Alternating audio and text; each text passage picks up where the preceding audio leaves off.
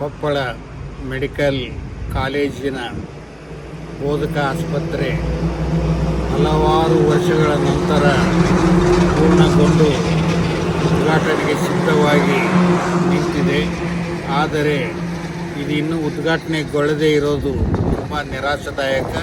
ಯಾಕಂದರೆ ಈಗಿರ್ತಕ್ಕಂಥ ಜಿಲ್ಲಾ ಬೋಧಕ ಆಸ್ಪತ್ರೆಯಲ್ಲಿ ಸಾಕಷ್ಟು ರೋಗಿಗಳ ಒತ್ತಡ ಇದೆ,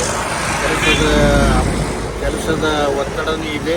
ಇದು ಆಸ್ಪತ್ರೆ ಆಯಿತು ಅಂತಂದರೆ ಜನಸಾಮಾನ್ಯರಿಗೆ, ಕೊಪ್ಪಳದ ರೋಗಿಗಳಿಗೆ ಭಾಳ ಸಹಾಯ ಆಗುತ್ತೆ.